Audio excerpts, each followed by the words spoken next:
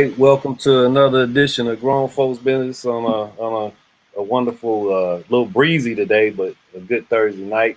Um, we are maybe in a skeletal crew status. We had some technical difficulties, but we got the mainstays, Merrill and Bob here, and anybody else that wishes to chime in, find your way to us. Merrill, I'm not sure if the links that you sent out will still apply because of the technical issues, but if you find your way to us, come on and join the party. Otherwise, we'll have a good streamed and recorded conversation. This Yep. topic is worthy of revisiting, I'm sure, after tonight. So we will be worthy of revisiting. So we'll come back to it if need be. But we're going to make the most of our time because it is nearing the end of the semester, and I've got so much other brain space that is occupied. But it will not and cannot stop something that's near and dear to my heart, and that is the depiction of Black Americans in cinema and film and media in general. That's pretty much the topic we will have planned to discuss tonight. I titled it "Imitation of Life: The Continued Exploitation of Black Americans, especially in film and media."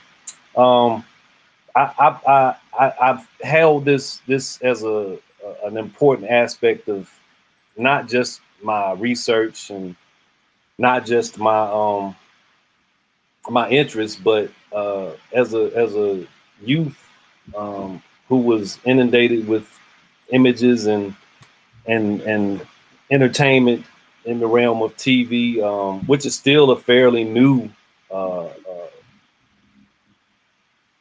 way of communicating. I mean, it's only been around for what 80 years maybe, and the way that we know it, it's only been around for maybe 45. Uh, Now we've just leaped forward in a ridiculous amount of time into on demand and watch what you want to watch when you want to watch it. Uh, just we're at a whole new stage of being inundated with narratives that if they don't do anything else, structure the way we view the world, whether we know it or not. Reality TV is what, like 30 years old now, but how much has it been accelerated and maximized in the last 10 to 15 years? So, with all that being said and all of that being understood as best I can communicate it to you, the depictions, the portrayals of Black Americans is something that has always concerned me as long as I can remember, especially when it comes to film and television shows, of course. Who's controlling the narrative? Why is it that stereotypes uh, run amok while the way that I know Black life to be, in my opinion, is seldom reflected for me to see in a sustained manner? You have glimpses, you have moments, but that sustained aspect is what I've been wanting and desiring for such a long period of time. So I'll just start this off with the folks I have here in the space, asking a couple questions and take your time with them, but we'll get to a little meat as we progress. So I'll begin with this one, and I think it's one of those rhetorical questions, but I still want to hear your response. Can we all agree? Can the two, three of us here agree that art is subjective? But I'm going to add on to that before you answer. What makes it subjective? What makes it so? What makes it art subjective? So I'll start with you, Meryl, if you Yeah, agree. I think no, I do agree that art is subjective because it really what someone is interested in or makes somebody laugh or makes somebody cry or makes somebody think is different. Um, and I feel like especially in today's, there's so many different options. We were growing up. We're right in the middle of Gen X, man. So like there weren't a lot of TV stations. You had like the three main networks, and then eventually Fox came on when maybe around middle school I was starting noticing that. And then you got all of these streaming options and all of these other folks that are providing all this really great content. Um, So whatever your thing is, there's something for it. And I'm really amazed every time, I feel like I have my finger on the pulse, generally kind of like some of the stuff that's really popular, but then there's always something I'm hearing about that's got this, kind of cult following of, millions of people that I've never heard or seen. So I 100% believe it's subjective. 100%. Okay. Bob, what about yourself? Art, I kind of think everybody will agree that it's subjective, but feel free. But what makes it subjective in your opinion? Well, I think that whoever makes the art is making it from someplace. But when we see the art, we don't necessarily know what that was. And so we lay into it what we see in it. We can't know for certain what the maker was actually had in his head or had in his heart or had in his soul when he made it, or her or she made it. We don't necessarily know that. And I think most artists want it to be subjective. They want it to speak to the viewer in some ways in the viewer's own way, though I think they also have an agenda when they make their art. And but unless you really can have the conversation and really talk through it, how can it be anything other than subjective at the end of the day?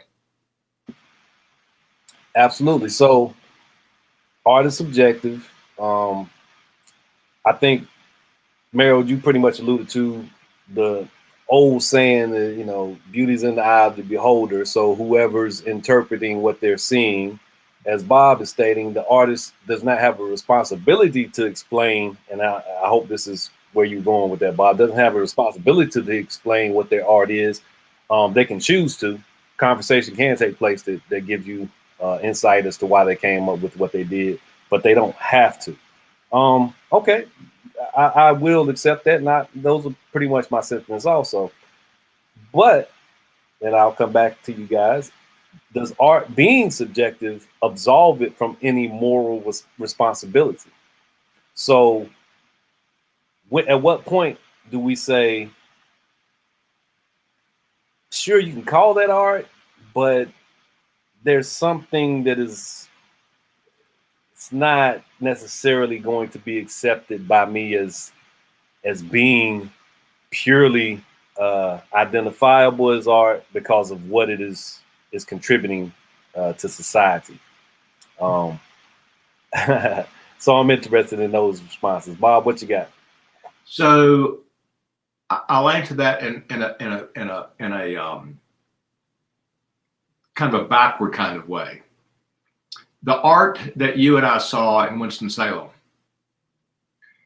the works on paper, that art was done by artists who cared about what they were doing, but who did not have an expectation of it being financially viable, because that was black made art, and there was not a market for black made art when that art was made, but they made it anyway.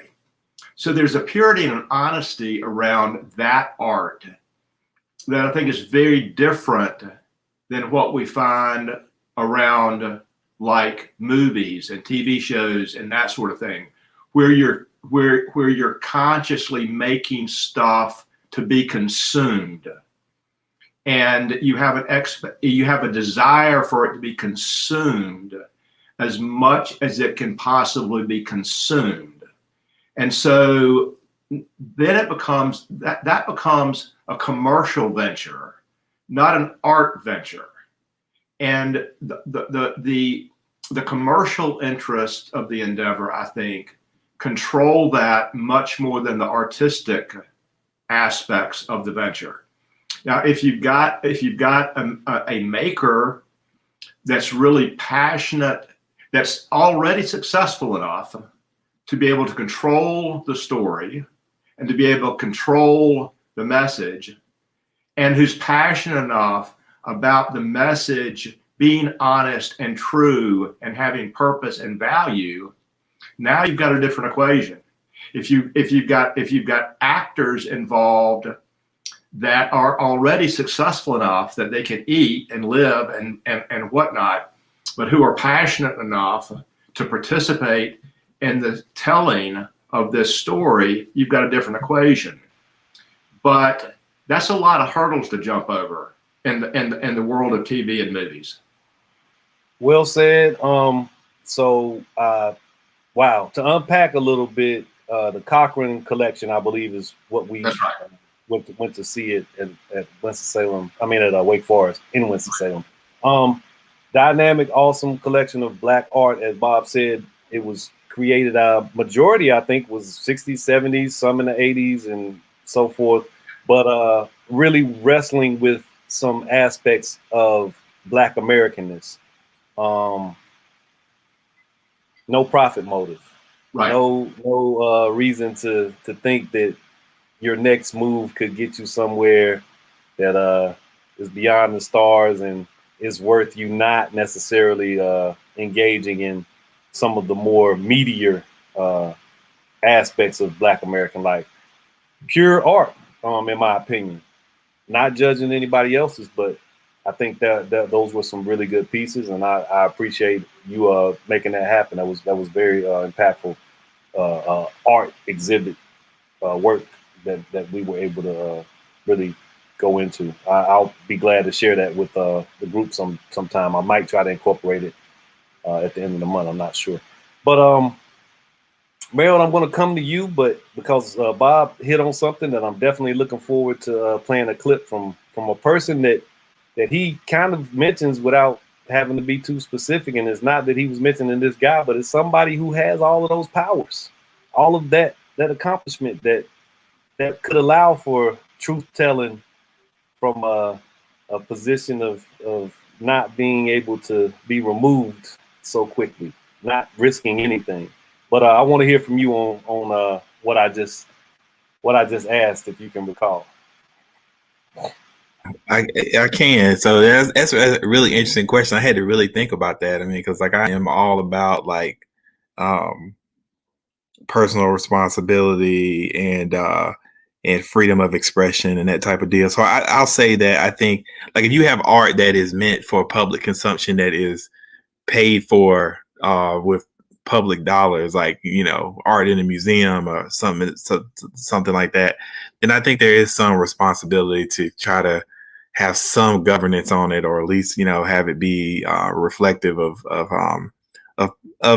you know, but you want people to be able to push it a little bit and be able to give you like their vision of what they're expressing. But there's probably like a little bit more governance on stuff like that. But as far as like, you know, mediums that are television, movies, it's not that person's responsibility to make that fit some ideal or be positive in somebody's eye, because we all bring different experiences and different values to the things that we see. So like I don't think it's possible to expect someone to have that responsibility. The network TV shows have a different standard to bear of what they feel is decent and or whatever, and cable TV and other streaming services can go a little bit off the beaten path, and I don't. There really shouldn't be any restriction. I know it's not tasteful. Morally, is it right to have poor images or ones that can be negative to certain folks? Maybe, but it's not the artist's responsibility. I don't think. It's just you. Here's my piece of art. If you put it on, it's there. I sit here and think a lot about like a lot of the music that I grew up listening to on its own. I mean, like some of the themes. I mean, like a lot of, you know, hip hop, a lot of, you know, stuff I grew up was super misogynistic, man. I mean, like some really crazy stuff, homophobic, all types of stuff, and value like this lifestyle that's just not real. But I was fortunate enough to know like the difference between like this is just entertainment that somebody is profiting on. It's meant for people to just laugh and enjoy or whatever, and it's not that serious. But I had that fortunate. I do feel bad for our young people that don't have the ability or people in their lives to help them discern with that type of stuff in particular and certain TV images. I mean, I used to watch as a kid, watch Little Rascals, man. Like I watched that as a grown up, and I'm like, what the hell is this? What is this? You know what I mean? But it was like, hey, wholesome. This is wholesome TV. And I'm like, this is some terrible. Like, what is this? What is up with this Steiny guy? Like, this is bad. Or Good Times. Like I remember people used to like have a lot of value for Good Times, and a lot of these Norman Lear shows are horrible. So horrible. You hit a nerve when you talk about Good Times like this. So I'll push back slightly. This show's trash. With the understanding that I'm okay with jovial moments, comedy. I think Good Times is probably, and we're getting ahead to another question I was going to ask at some point, but Good Times is probably one of the most palatable portrayals of Black Americans for a certain period of time. Now, John Amos, the character that the actor who played the father, took issue with the pushing and propping up of the JJ character. Yeah. So that happened. That doesn't, to me,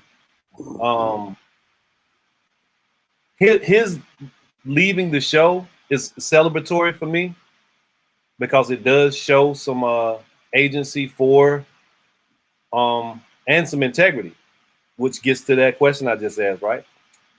He could have said, hey, this is art. Hey, what are you complaining about? This is pure art. Don't take, any of this too seriously. I'm going to stay here and get a paycheck. But there is something to be said for integrity. So where I was going with that is that calling certain media creations art has become detrimental to Black Americans, in my opinion. You just spoke somewhat about rap music or hip hop from an earlier generation. I would say balance is important. And at a time, I was to learn about hypertension. I love that. I mean, that's Good Times taught a valuable lesson to Abel about hypertension. Glad to hear that. So Good Times has some value, Meryl. It has some value. But yeah, so hip hop had balance at one point, and I'm holding both my hands together. I don't know if balance existed in hip hop at some point. Any art, any music genre has an adult element at certain points. There could have been a parental advisory sticker on music in the 19 teens when the album was first being printed. But we got to that point because you had a segment of the population that was so entrenched in urban warfare, survival, trying to find something to alleviate the stresses of life, and a large percentage of those people were Black Americans, and in certain cases, other ethnicities that were just unable to ascend beyond the ghetto, beyond urban life. So you get these artistic creations that are music related, and it becomes hip hop, and we go down that rabbit hole of at what point do you cross over that barrier and the imbalance occurs, and all of a sudden, if you don't have a criminal record, if you haven't been shot, if you haven't sold drugs, if you haven't committed some type of atrocity against probably people that look like you, then you're probably not going to be a successful hip hop artist. That's not the biggest part of our conversation tonight, but I completely get your sentiment, Meryl.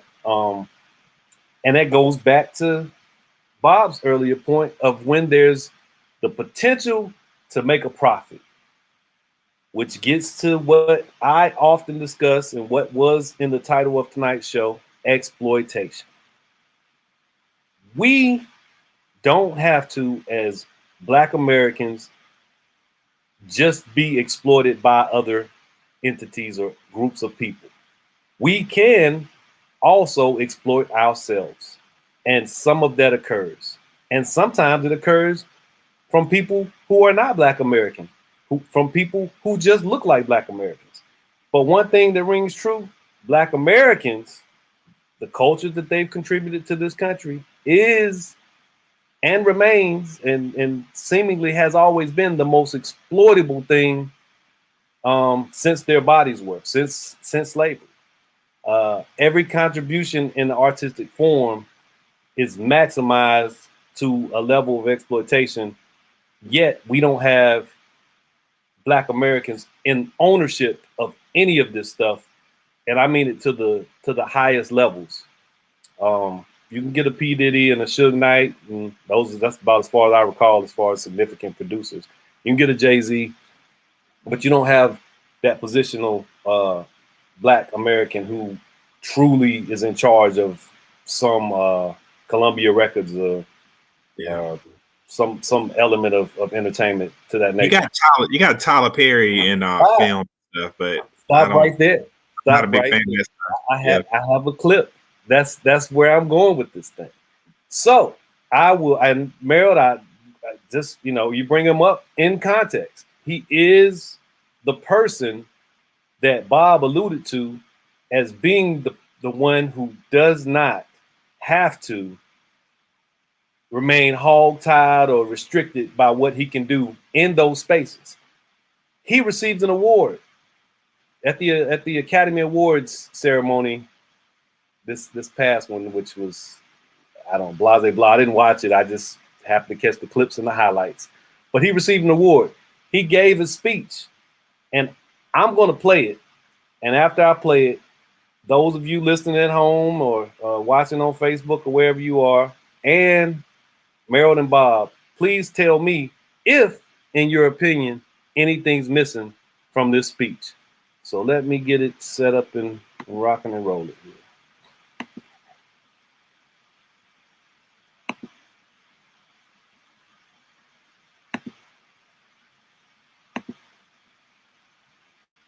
All right. See my screen, Merrill? Oh, yeah. Okay, here we go. Thank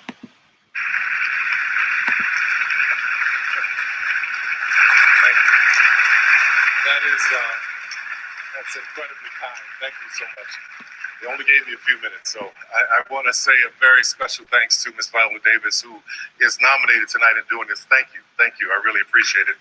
To the Board of Governors, especially to Whoopi Goldberg, Ava.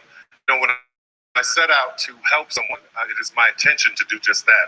I'm not trying to do anything other than meet somebody at their humanity. Like case in point, this one time I remember maybe it was about 17 years ago, I rented the building and we were using it for production. And I was walking to my car one day and I see this woman coming up out of the corner of my eye and I say, she's homeless, let me give her some money. Judgment. I wish I had time to talk about judgment.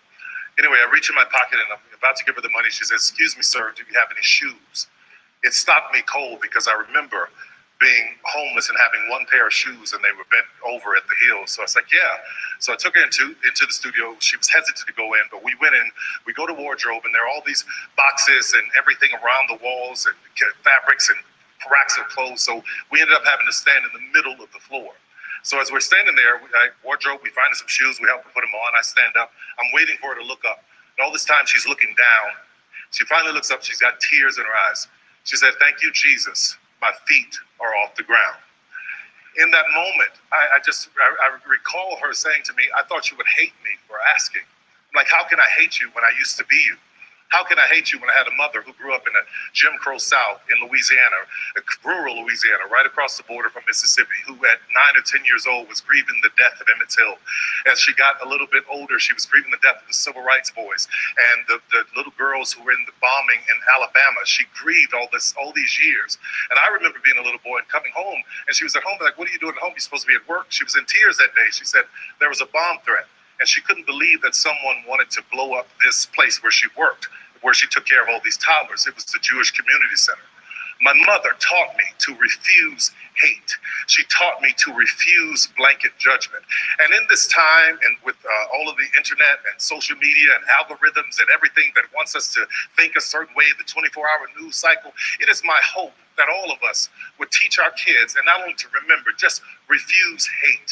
Don't hate anybody. I refuse to hate someone because they are Mexican or because they are black or white or LGBTQ. I refuse to hate someone because they are a police officer. I refuse to hate someone because they are Asian. I would hope that we would refuse hate.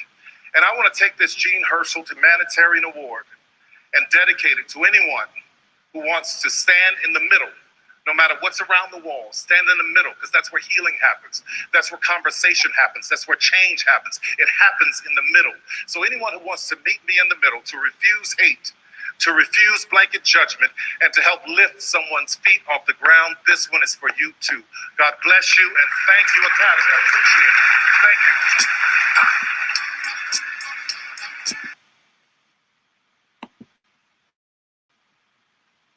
So I gotta ask, did he say anything?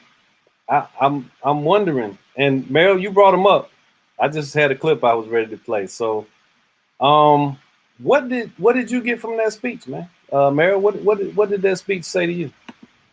Wow.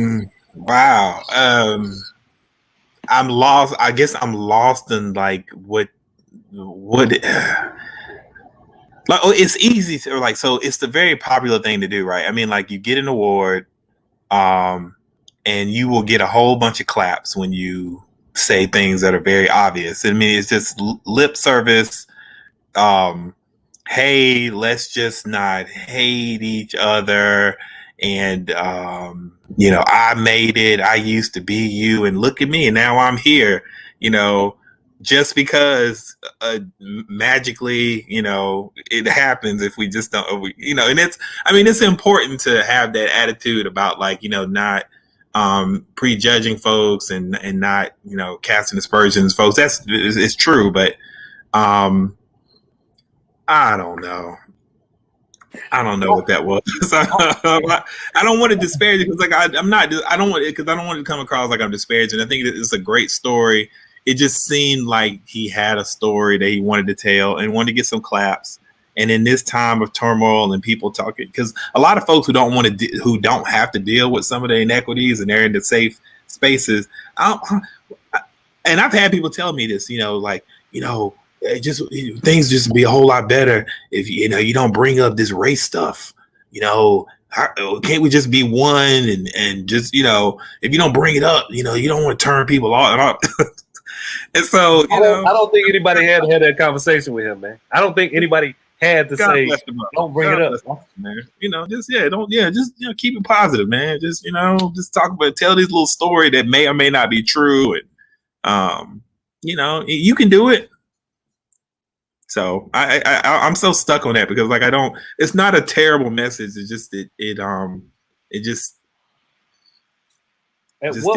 did seem very authentic. It's cool.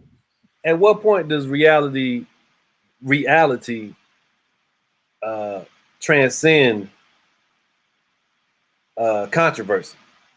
J. Dwayne Garnett says, as always, he has excluded black men. He hates black men. Hey, he hates men. I don't know. I think that's what I take. I think he hates women, but that's a whole nother show. I take like the women in his movies are just the most despicable people you've ever met. Black women in his movies are just hateful, horrible. They let the children get raped. It's crazy. I mean, I'm just like, there's something going on, but that's another show. Well, you can play into that factor of there being an exploitation of black pain that runs I won't say rampant, but it runs thematically through a lot of his works, which I'm not here to criticize. I'm here to make an observation. Bob, there's the guy that you were alluding to, whether you knew it or not. He is an all-powerful figure in La La Land.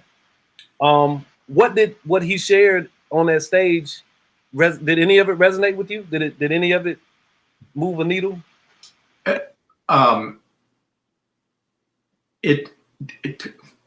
it demonstrates to me that he's choosing not to use his power.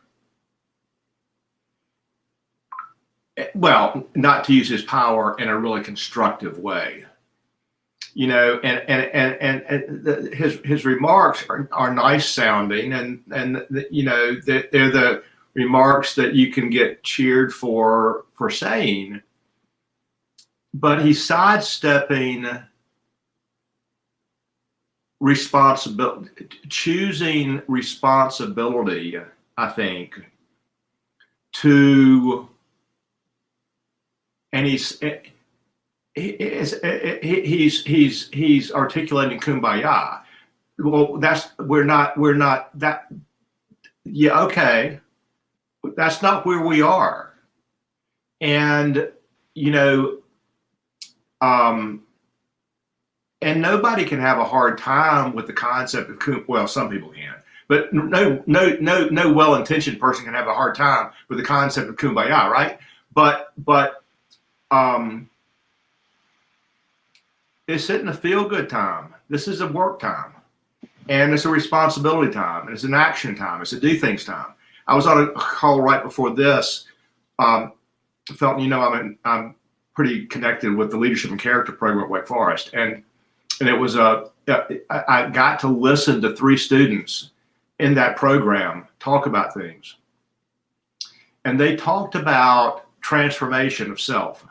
And they talked about responsibility, and they talked about engagement of people that are different with different experiences. They talked about building friendships and respect with people that are different, that grew up differently.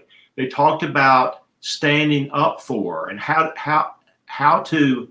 They gave examples of situations where this wrong took place. They were there, and how they responded, and how they, in reflection, should have responded, and how other people didn't respond, and how that created argument and tension, and then how they worked through those kinds of things. That's the kind of stuff that we've got to be doing.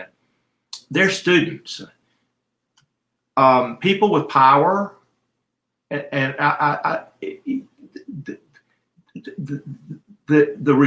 you've got a responsibility, not just, it's not an option. If you've got power, whatever resources you have, or whatever privilege you have, or whatever you have, not just that, you have a responsibility to use it. And I think that's what feels so missing in what he just said. I would totally argue that speech was made more so with you in mind, Bob, than me. I would agree with that. Now that you said, you saying that sounds true to me. Yeah, there's an intentionality that he was, in my opinion, trying to communicate. He was intentional in trying to make sure it was understood. Hey, to protect his place. Yeah, this is a moment that I'm gonna let it be known that I without possibly acknowledging it, have transcended the racial restrictions that America presents to Black Americans. Therefore, they must not exist in the way, they can't exist in the way that they're being communicated otherwise. And I have to protect my place that I've arrived to, as opposed to risk it to do things that could be constructive to what really needs to be happening. Otherwise, the ground shakes and something shifts if you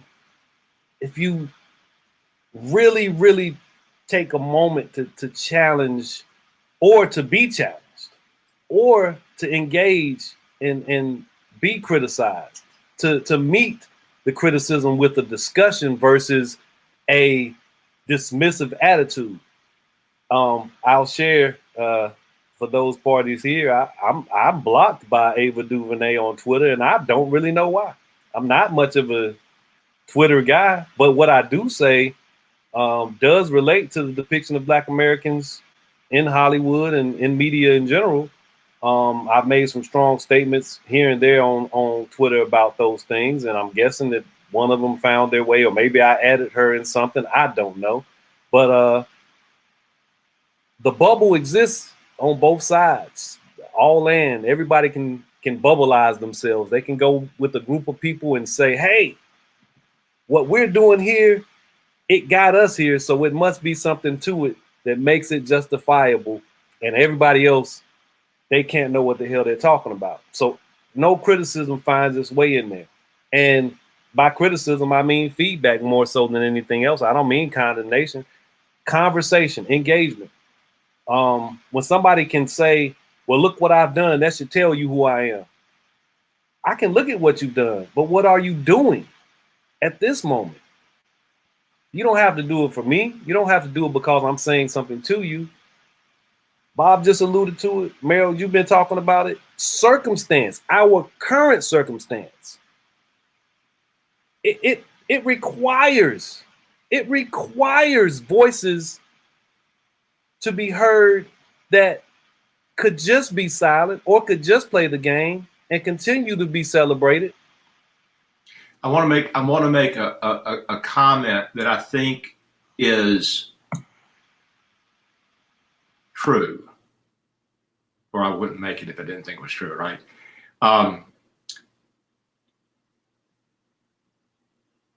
White people that make it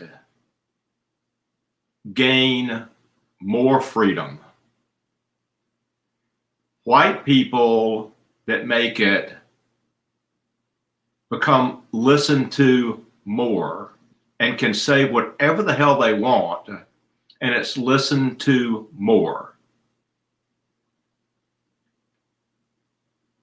It can be as outrageous can be, and it's listened to more. Simply because they've made more money, they've achieved more power, and that elevates them. Not saying that's right, I'm saying that's the way it is. Thinking about it, it's really interesting to me that if you're from other than the power structure, the need to feel constrained more and boxed in more in order to preserve your success, or the need to feel you've got to play the game more, fit in more in order to preserve or continue to enhance your success is completely different. It's a complete reverse from what white people feel. So I think that's true. Yeah, just to give that balance perspective another go outside of music, in the depiction in media, there's been something that took place that made the efforts of the white people you're mentioning, Bob, not as required in the first place. They don't have to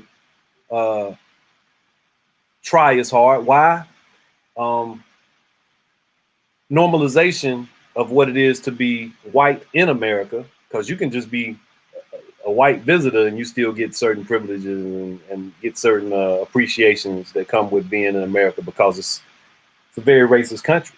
So when you think about this, the normalization, the nuance, the dramaticism, the humanization of white America has taken place over a significant, and continues to take place over a significant amount of time in film, television, cinema.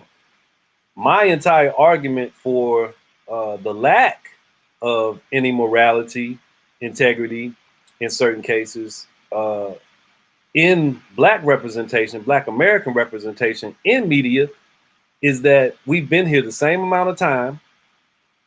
We've suffered through the grotesque depictions that encouraged and allowed for us to continue to remain in bondage. We suffered through the depictions and the desensitization to our gruesome deaths during Jim Crow, during an elongated period of lynching and brutality visited upon Black bodies. We've suffered through all of that. We got to a place in the late 60s, early 70s, where it was finally being communicated via media, film, some cases television, that Black people could be fully developed characters in these media spaces. And I speak specifically of three films that I did my thesis on, and that's The Learning Tree by Gordon Parks, Sweet Sweetback's Badass Song by Melvin Van Peebles, and The Spook Who Sat by the Door, directed by Ivan Dixon, based on a book written by Sam Greenlee. There was a wonderful opportunity that was missed and that was taken away intentionally once Hollywood saw that Black Americans were interested in nuanced portrayals of themselves. They were actually interested in seeing themselves outside of the buffoon, the Little Rascal, Stymie, or Buckwheat. They were interested in seeing themselves depicted as fully humanized individuals that were flawed, that dealt with the ills of life, period, that could laugh, that could cry, that could have fun. But in those instances, it didn't leave the context of what it is to be Black in America. But you know what happened? Once they saw that the dollars were there, Hollywood was suffering at that period of time, losing money, Blaxploitation happened. They started making all of these movies that, now you want to talk about some terrible movies and depictions, Meryl, you can go find what you want in the 70s. And they cashed in on the fact that Black Americans wanted to see themselves on screen. And I'm talking a lot because I'm going to wrap this up. We have to get we're going to have to do a part 2 or 3 to this show. So you accelerate the time frame, the lack of nuance that takes place in the mid 70s, late 70s. We get into the 80s and 90s, and it's a pick one or pick two Black film creators that can really shine and be bright. But we won't have but so many. And hey, we'll wrestle with this and wrestle with that, but not too hard and too heavy. And now we get to a place where there is an actual conversation that needs to be had in my mind. One that Cecily Tyson, R.I.P. and grateful for the many works that she put out over her long career. One that she was interested in having, or she had already made up her mind about. What made me decide to make this tonight's topic was the fact that a Black British actor won an Academy Award for playing a Black American icon in Fred Hampton. He celebrated. The awesome job is what they say. I thought of it as more of an imitation job and not an embodying job. Was not very impressed with the film overall. That's my personal opinion. But I say all of this to say he's the second actor recently to be celebrated for playing a Black American icon. And I say recently because you have Cynthia Erivo, who played Harriet Tubman. You also have the reason why I think Ava DuVernay blocked me, her desire to elevate Black British actors in Selma, a film I haven't watched. But this is not a nativist comment by me. I don't think of this as being something that is necessarily bashing. I thought 12 Years a Slave was an awesome movie. And Chiwetel Ejiofor is another Black British actor. I'm not someone who's sitting here saying that they shouldn't work, they don't deserve to work. I'm saying that at every turn and instance, you can't tell me that there's not a Black American who's available to play these roles. Also, that there's not a Black American who's available to play these iconic roles that has some innate, just built in something in their DNA that will help them bring something more to the character and to the person they're portraying. Samuel Jackson alluded to this in conversation. But what you receive when you say these things, I've noticed, is that you're being hateful, you're being divisive, it's not realistic. It's unnecessary. You should celebrate it anyway. Everybody's Black. Are they? I'm going to end on this note because it's very important that I get to some other things I have to do tonight. But listen, I know an outstanding Black actor, someone I hold in very high regard that I've had conversations with. I actually interviewed him for my thesis, but I didn't use the interview. And I won't say his name because there's no need, but he's more than capable. But he tells me he needs work just like anybody else. That goes directly back to what Bob was alluding to earlier. There's a ceiling that people who are in need of jobs meet. So what are they willing to compromise themselves for in order to get that work? I can't knock that. Therefore, when we see those people like Tyler Perry, like Ava DuVernay in certain places, in certain spaces, and they don't engage with the heavier topics, my final question for everybody to ponder in your own time is, who represents Black Americans in Hollywood? I'll come back to that. Maybe we'll make this next week's show, Meryl, if that's okay. We can have a part 2. Those of you who are able to chime in, feel free to join us in the space because I think the conversation is needed. This is not with malice. I don't dislike anybody. I'm a big fan of art. I write. If you write something, or if you draw something, or if you shoot something with a camera and you put it out there to be scrutinized, then you should receive the feedback as being hey, you got somebody's attention. So I'm just giving some people some attention. I appreciate the time and space, Meryl, and I'm not. I hate that I took all the air out the room at the end right here, but I had to get some points out, man. Have a couple words before we get out here. Bob, say a couple things, and Meryl will come to you and let you take us out of here. No, I don't have anything to add. Thanks. I think this has been a really good discussion. Thanks, man. Yeah, I would agree, and could lend to having a longer one. So I love the idea of being able to kind of revisit it. When you did say something that you were talking about Melvin Van Peebles and that was it Sweetback's Badass Revenge? That's a wonderful it's a wonderful movie that his son Mario did that documents like that whole time. So I would advise people to look at it. And then you mentioned Miss Arrivo. She is portraying Aretha Franklin right now in this anthology series on Hulu about her life, and so it's a really interesting show. But yeah, this is good. No, a lot of work to do, a lot of interesting conversations, a lot of ways to take it. I think a lot about. I try to not be so judgmental about what people value. I mean, there are some folks that value things that don't necessarily resonate with me, but it's a success symbol to them, and it's allowed them to be able to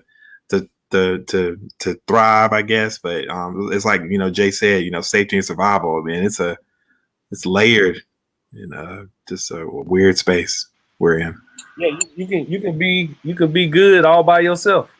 Sure can. And take that for how I mean it. You can be good. I agree. Yeah, I don't. Yeah, people have a lot of value for this for that Oscar statue, and I'm like, I guess it's all right. I don't want to poo it, but it means nothing to me. But but it means a lot to other people. It's the symbol. We need that black. Was only Halle Berry. It was the only person to ever win actress. So people were like, a little disappointed that there wasn't a black woman to take away the Oscar at the end of the night, because it would be such a huge monumental thing to have this black actress to make this history. And I'm like, I guess I don't know. So these award shows are funny, man. It's just like people walking in gowns and congratulating each other. It's weird. But validation, man. yeah. It's one thing, and I understand to be validated by one's peers is an awesome thing. Yeah. But we, in my opinion, we've reached a point of diminishing some of that validation and commingling it with ulterior motives and things that are insincere. What I'll do, and Mel, if you can do this, I'm going to send you the post that I created that probably it ain't gonna say probably much engagement because people don't like to, they don't want to. Let me say this. I humbly state, I don't think people like to really think critically about certain matters. Sometimes there's a choice to be entertained. I'm kind of past that. I put an extra scrutiny on most things that I encounter. Mel, you're aware of that. The Falcon and the Winter Soldier. It's Captain America and the Winter Soldier. Hey, as long as whatever he wants to call himself. We'll talk about that another time. Also, if you can, I'll send you that. If you can find the post I made, put it in the NC100 chat. Yeah, people engaged that are listening. If you're interested, Jay, feel free, comment on it, and we'll revisit this. If not next week, the week after, but we'll come back to this topic. But if you can, go look at the post. I think it says most of what I'm trying to say. Matter of fact, it might say more because I actually kind of unpacked a lot of my thoughts about what we're witnessing in highly weird right now. So everybody take care. Y'all have a wonderful evening. Thanks for joining us as always, Bob. Thanks, Meryl, for providing the space, and thanks for your valuable input. You guys have a wonderful, wonderful evening, and take care. And I'll catch you on the flip side.